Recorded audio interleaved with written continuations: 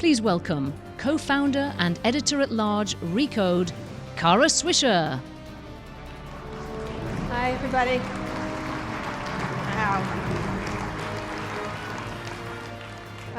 How you doing?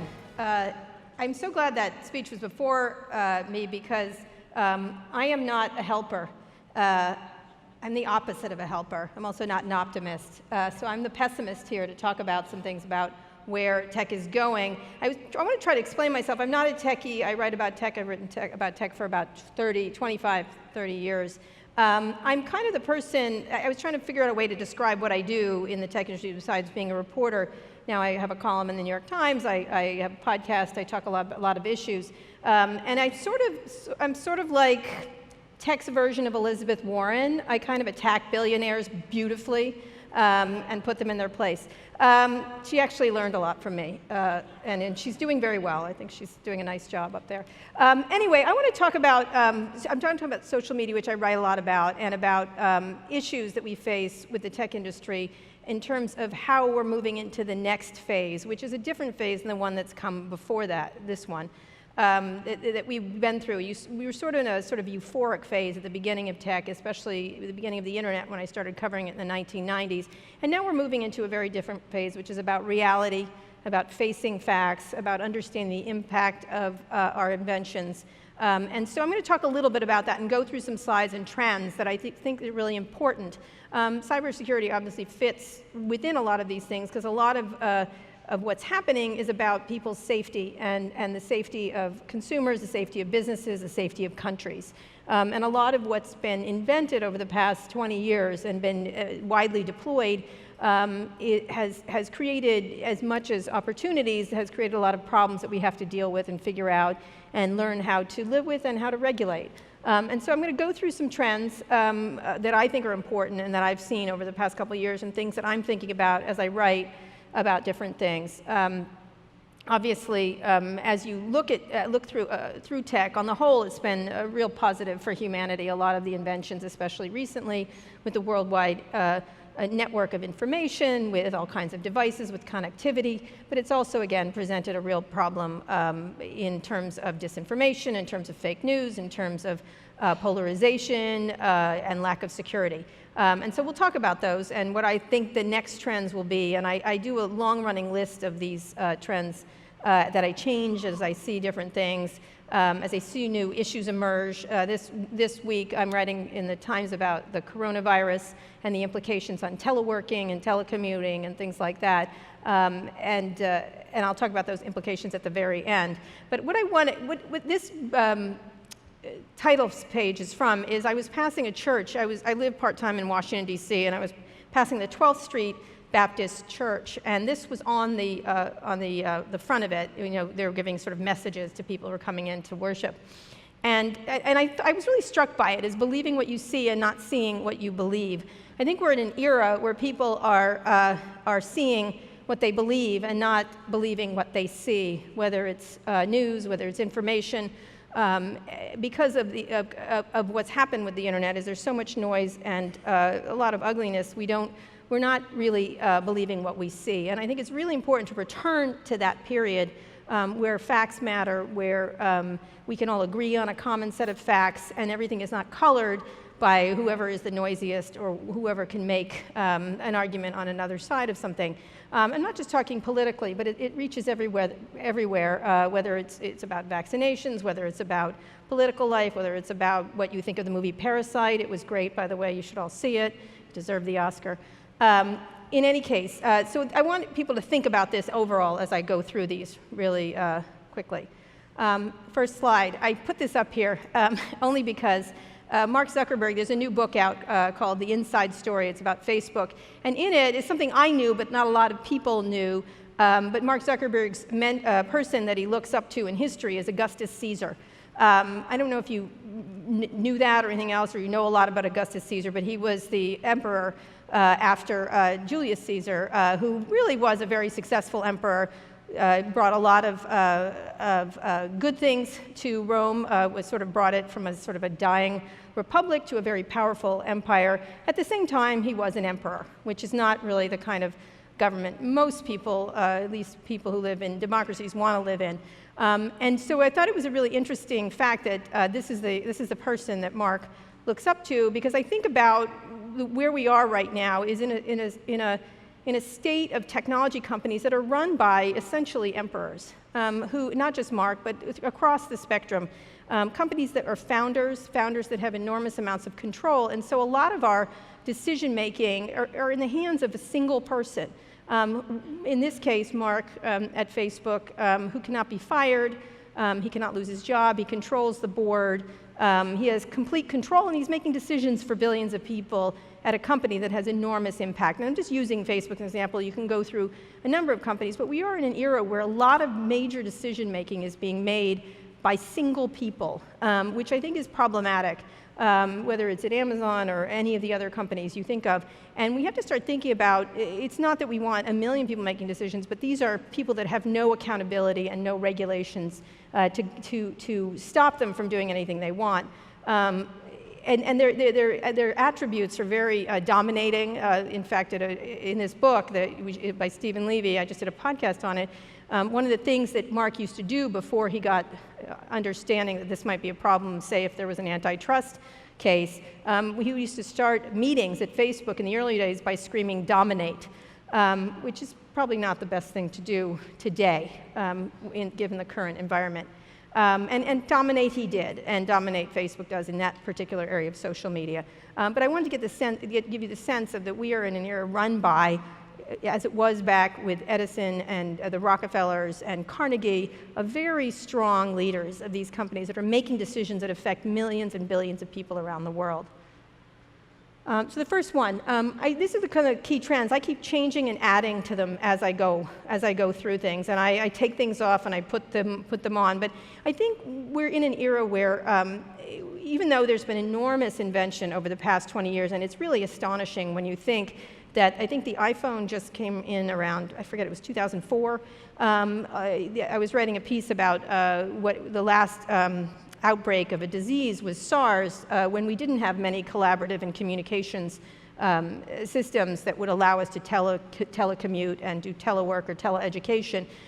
It was an era, even just from 2003, where there was no Facebook, no iPhone, no Uber, you can list, a dozen different things that we use all day.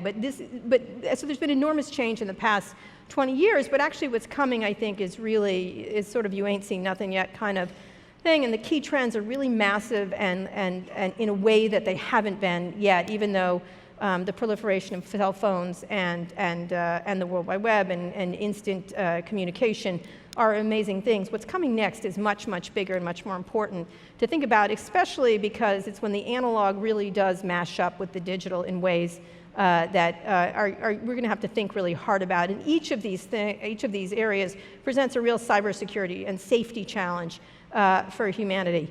The first one is obviously artificial intelligence. She was just talking about that. It's a critically important technology, quantum computing and related machine learning.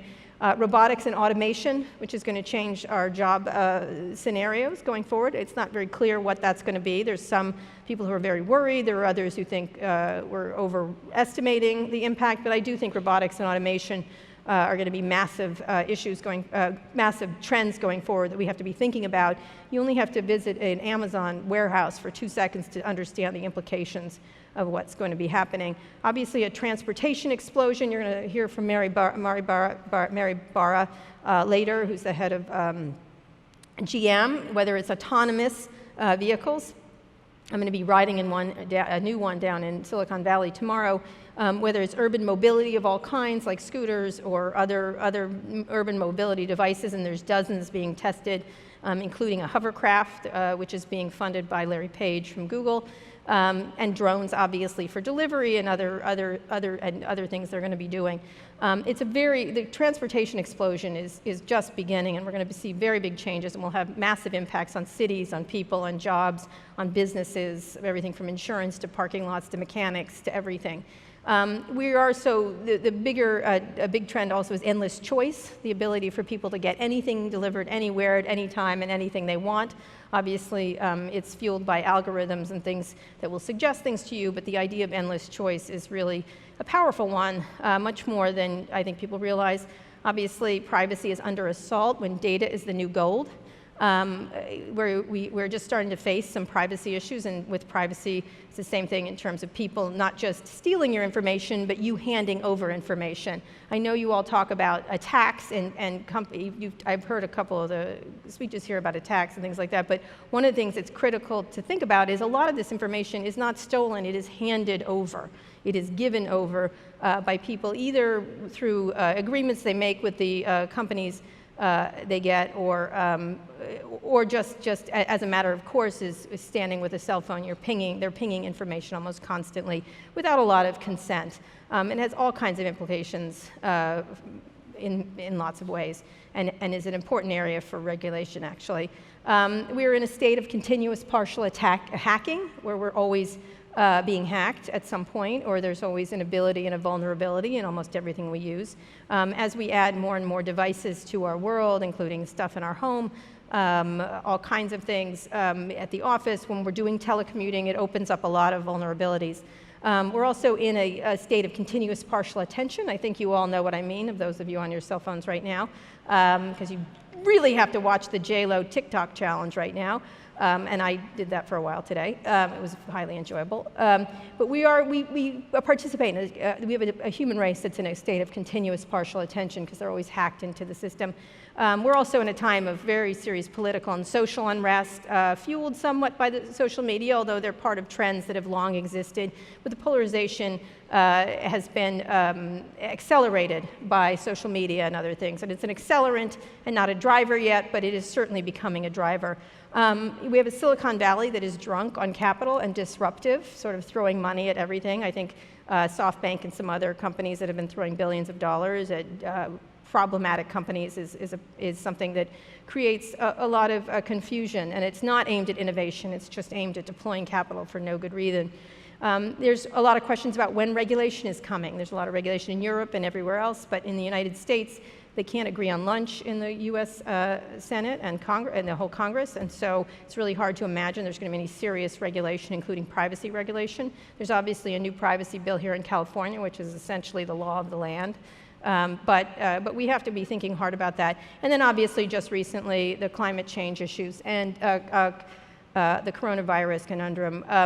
These are analog attacks. These are analog threats to our world, both of which will sort of make the rest of this pointless. A coronavirus or a major climate event will certainly make all of this moot. And so these are issues we have to deal with both technological and human solutions, but it does present the biggest problem. I recently wrote a column in the Times about the fact that I think the world's first trillionaire is going to be a climate change technologist who is going to figure out different ways.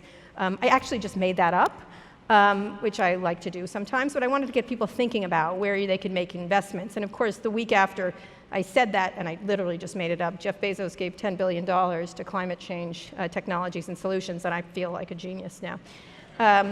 He listens to everything I say. But what's important, he does not at all, because he wouldn't work out that much if I were running the show over there.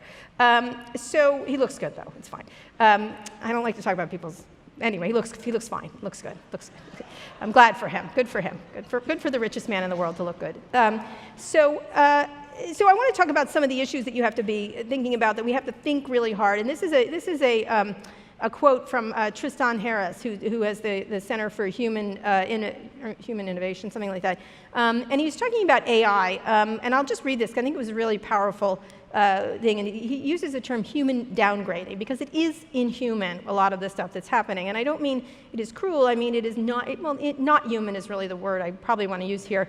With increasingly powerful AIs pointed at your brain to reverse engineer what I can throw in front of your nervous system to crawl down your brainstem and get something out of you, whether it's an ad click or addiction or political convergence or whatever. This is all part of one connected system. We call it human downgrading, which is a social climate change of culture. The problem of human downgrading, which is while we've been upgrading the machines, we've been downgrading humans, downgrading our attention spans, downgrading our civility, our decency, downgrading our democracy, downgrading mental health. I think it's really important to think about the systemic ways these all fit together. We tend to cover them in different pieces. But what's happening is, and the reason I put the Augustus Caesar is these decisions are being made by single people at companies and not by us as a whole, as a community, as a group of citizens. And a lot of the decisions that are leading to some of this stuff are not being made thinking hard about the systemic issues, because each company is part of a problem and it doesn't work together to understand this downgrading that's happening. And a lot of their business plans depend on taking little bits of humanity and trading it for cash, essentially, for themselves. So it's inhuman. You have to think of it that way. It's not thinking of humanity, it's thinking of growing, it's thinking of everything else. It also linked, like I just talked about, is systemic. We need to move from this disconnected set of grievances and scandals that these problems are seemingly separate. They are not. Tech addiction, polarization, outragification of culture, the rise of vanities, micro-celebrity culture. Everyone has to be famous. These are not separate problems. They're actually coming from one thing, which is the race to capture human attention by tech giants. The race to capture human attention. It's a critically important part of the business plan that these companies have, and they have very little thought to the impact of these, to the security of these, to the safety of the things they create. One person recently asked me why I thought that it took so long for Twitter and other companies to start removing hate speech from these platforms. And one of the things I said is, again, it is run by single people who have nobody, who are accountable to nobody, and don't seem to understand the implications of things or understand the consequences of things, or not self-reflective. A joke I always make is that everyone in Silicon Valley can't see in the mirror because they have no reflection whatsoever. They're unable to reflect on anything. But the real fact of the matter is their business plans depend on this. And they don't have an ability to see what's coming around the corner because they're not looking at it. One of the things I always say to people is the reason why so much is so unsafe, not just from hacking, but in general is so unsafe, is because the people who are creating these things have never felt unsafe a day in their lives. And they do not understand what it means to be unsafe. And so they don't anticipate. They're protected in all kinds of ways and don't understand the vulnerabilities that people have, whether it be from cyber attacks, whether it be from hacking, whether it be from personal attacks or hate speech or fake news or anything else. They operate in a different system that they have to begin to understand what their experience is for the rest of the human race. It is irresponsible. If your platform doesn't hold people accountable to rules, then your rules don't have much meaning. You don't see it just on Reddit, but on Twitter, where people are allowed to break rules because of newsworthiness. In this case, they're talking about Donald Trump, obviously, which are very vague. People don't know what actually means. You end up with more and more vitriol. When you think about how these platforms are designed and the architecture of them, the idea is around growth and engagement. And engagement in these terms leads to enragement. And leads to people who behave in ever more sloppy ways, in ever more uncareful ways, and ever more irresponsible ways. It encourages irresponsibility, and in linking it with addiction, it allows people to start to really do things that they wouldn't necessarily do. It is very similar in many ways to sugar or cigarettes or things like that. And when some people say I can just turn it off, the fact of the matter is, in many ways, you can't for lots of reasons. And so you are linked to these devices and linked to these technologies, and ways that it can help you is a great thing, but it doesn't have the other side, which is the safety part of it that is needed to put in it in all kinds of ways. It is ugly in many places. As everybody knows, if you really examine the full surface of these harms, polarization, radicalization, outragification, groups being marginalized, people feeling threatened and trolled, and also hacking, I didn't include that in here, these are the direct consequences of this race to get attention, because that's the stuff that's best at getting attention, it turns out. With outrage, for every word of moral outrage you add to a tweet, for example, it increases your retweet rate by 17%. So if you're trying to get people's attention, you see it politically very easily. The stuff that's angry and mean tends to overwhelm everything else. Obviously, we all just experienced the second Democratic debate, which I'm still recovering from. It creates more. If you can do sound bites that get quickly retweeted, or you start attacking people in ways, it allows, it takes away from the ability to do substantive discussions, and it actually works better. Unfortunately, again, these businesses are architected that way because it works better for their business plans. In the early days, when Google, for example, was first founded, it was architected for speed, accuracy, and context when you searched for something. When you searched for Ford Motor Company, you tended to get Ford Motor Company. In the new paradigm with a lot of companies, it's architected for speed still, engagement, and speed engagement is not, speed engagement and growth, wanting you to click more or move further. And so those are very different architectural ways to design a system that creates more moral outrage or more anger, which then leads to more anger and more anger behind that, and it keeps people on these platforms. I know I'm painting a really dire picture. The other lady was much nicer than me. Sorry. I didn't see the Mr. Rogers movie at all, so he's very nice, very sweet. He's wonderful. It's great. I'm sure it's lovely. And Tom Hanks, who doesn't love him? Anyway, it is loud. This is the other part of it. It is super loud. It is designed to be loud. Loud creates a deafening noise so that you're completely confused. When I was a younger reporter, I covered retail. And I covered a company called Circuit City, which you may not remember, but it doesn't exist anymore. But it was, you'd walk into Circuit City and there'd be a wall of televisions, and you'd sort of look at it and you'd stand in front of it. It was kind of beautiful in a weird technology way, but it was big televisions then with big backs. Now they're all skinny, but these were big, giant televisions. And I was there with the CEO, and we walked in, and I was sort of like, what are you doing here?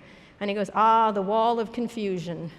And I was like, what? He goes, we want to confuse and upset people so we can trap them down over there. And it was sort of like, he had a moment of honesty, which was sort of great for a reporter to hear, but the idea was that you confuse and upset people like you would an animal, and then you lead them to the kill zone, which was to buy the TV they wanted to sell you at the time because you were so confused. And what they would do, they would actually make some of the televisions, they would purposely make them fuzzy so you wouldn't like them, and then put them next to another. It was really brilliant in an evil way, in an evil television way, if that's evil really, but I was also in admiration of it.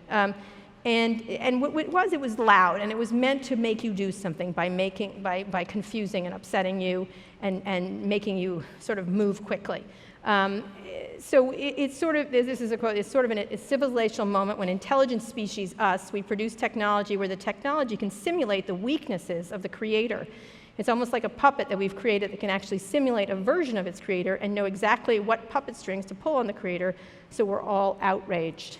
We are building technology that is taking advantage of us based on the weaknesses that we have as a civilization. And it's working quite beautifully right now. And it's really something we have to, again, think about is how do we want to design these things and create them so that we're not essentially slaves to these technologies. And when they do give us, when we're not scared of them, we're not scared they're going to be hacked or they're going to take advantage of us or cheat us or something like that, where it is more technology that is helpful to us, which the previous speaker was talking about being helpful, which I think is what the point of them in the first place is. It is hacked. You all know about that. I'm not as expert as you are on this issue, but you can just look at a couple of different things. It is constantly being hacked. And at the same time, it's being used as a system as it was built. I always say, everyone's sort of, the issue of whether the Russians hacked. They did. They didn't hack us. Actually, they used the system as it was built. They were customers of Facebook. When people always talk about the hacking or whatever political side is discussing it, I'm always like, they just were using the tools as they were built. But the system remains porous, and it becomes more and more porous every day as we add new devices to it, as we add new apps, everything we do. And it wasn't designed with safety in mind in any way whatsoever. Even though there's all kinds of safety areas around it, they're not designed in any ways that make it easy for people to feel safe or be safe. And the worst part is that companies, all these companies, whether they be tech companies or banks or pharmaceutical companies, are battling nation states in this fight. You are actually battling, whether you're Facebook or some other companies, you're battling China, you're battling Russia, you're battling Iran. And that's not the way it should be. Our government has largely abrogated its responsibility in many ways to really take on these issues, and it leaves these companies vulnerable to constant attacks and constant hacking. Political will is weakened by this Trump influence, saying it didn't happen, saying it's a hoax, saying that somehow Don Lemon from CNN did it, which he didn't. I don't think he knows how to turn on his computer. I'm pretty sure he wasn't responsible for the hacking that the Russians did. But the political will is weakened when you call into question that it's happening. And everyone who's in cybersecurity does understand you're in a constant state of hacking and a constant state of the white hats versus the black hats. And in the case of the black hats, it's often these nation states that are doing this. But political will to do anything about it is weakened. The election, the fact that election safety stuff did not get through the Senate for political reasons is probably one of the most depressing parts of what's been going on, because fair elections should be fair elections where their vote can be counted is critically important. And there's plenty of great solutions out there. Microsoft has a bunch that are really interesting. All kinds of companies are very innovative in making sure our votes are protected. But we spend a lot of time arguing over whether we should have this in place, and because of the political will and because everything gets dragged into politics these days, we can't do things that are critically important to maintaining a democracy. And what's most important, what's happened with the Russians, I was a communist studies major in college, of all things, but we'll never find out the true impact. The whole point is to create discord. Right now there's a lot of argument as to whose side Russia is on. They're on their side. They're on their side to create discord and anger within our country to weaken us. They may have a preference, they may not have a preference. You will never know the true impact of what they're doing, but what they are absolutely doing is creating discord. And I'll give one quick example. I don't know if you remember a couple of years ago, Roseanne Barr said something stupid, which means it's Average Wednesday for her. She said something dumb about Valerie Jarrett. She shouldn't have said it, and everyone piled on her. And then a couple days later, Sam Bee, who's on the other side of the spectrum from her, said something stupid about Ivanka Trump. Shouldn't have said it, it was rude, it was stupid. Everyone piled on her. I had a company that was looking at tweets, look at the attacks on these and how rage was created. And it turned out the bots that were attacking Roseanne Barr were also attacking, they were the exact same bots, and then they were also on the other side. So it was the same bots attacking each other to generate outrage, which then dragged in humanity. People then started, but it certainly wasn't started by regular people. Most of people went, oh, Roseanne Barr said something stupid, and didn't get that upset by it. But then became, as it became cycled through not just Twitter, but cable news and everything else, and the political atmosphere. And so it will never find out its true impact or whether it changed votes, but it certainly was designed to create confusion, just like I was talking about with Circuit City. And as more devices are connected, it's like pushing back the ocean. My son goes around our house. I have them in our house because I test out a lot of these different home products such as an Alexa or things like that. And my son actually goes around and unplugs them. And he goes, electricity will beat them all, or lack of it. I like my son a lot. I think he's smarter than I am. But he doesn't want any of those things in the home. But as they're more connected and people are connecting and become at ease with them, it's going to present a real challenge for cybersecurity, people who are interested in protecting people, and it's going to be a real opportunity for people who want to hack into people's homes. Obviously, you've seen all the stories with Ring and people talking to people in their homes and things like that. And you're just going to see more and more of that as people become more comfortable with these technologies, and at the same time get more taken advantage of them by them. So, very quickly, you don't have to get a lecture from me about climate change. It's here, it's happening. It's going to be something that is going to be devastating to our planet. There's more need but it's also an opportunity. There's more need for businesses that operate and react quickly to the quick changing environment, more reliance on AI, quantum computing, and more predictive analysis and risk management, and more opportunities for businesses to help their customers. When I did say that the first trillionaire is going to be a climate tech person, what I meant to say is there's been no real challenge in our country that hasn't been met by a combination of marketplace solutions, government help, and a citizenry that's interested in it. And that's what's got to happen here. You've seen it happen many times before: the AIDS crisis, the fact that we have an AIDS, almost curing AIDS in a very short time. It was a combination of a lot of things, and climate change is going to have that happen. It's going to require a massive government presence, but also a lot of innovation. And obviously climate change presents probably the most existential security threat to our planet, which is existence, which is why it's existential. And lastly, it's pandemic. What are the rising risks of epidemics like coronavirus? It's called novel coronavirus in a hopelessly interconnected world. How does the rise of teleeducation, telecommuting, telebusiness have on security? It's issues we have to be thinking about, because we're going to see more of these epidemics as we move forward. And how do you build secure systems that are both robust and safe and allow people to operate in a world where in cases like what's coming, which the CDC is warning of, it could be very bad. One of the last things I want to say is that it is fixable. This is not, I'm going to go out on a positive note, because it is fixable, because so many of these technologies are so life-changing, so amazing, and it was, the beginning of the internet was meant to be amazing. If you were there at the beginning, it really did have a feeling of hopefulness, of connectivity, of bringing our humanity into one thought. It was sort of the Star Trek future. I always think the world is you're either a Star Trek person, which is hopeful, or you're a Star Wars person where you are not, because the Empire is always friggin' striking back, and it often, I mean, I know the last one, but that wasn't a good movie anyway. Sorry, Disney, that sucked. Sorry, Bob Iger, have a nice life, you've quit now. He's actually a really clever man.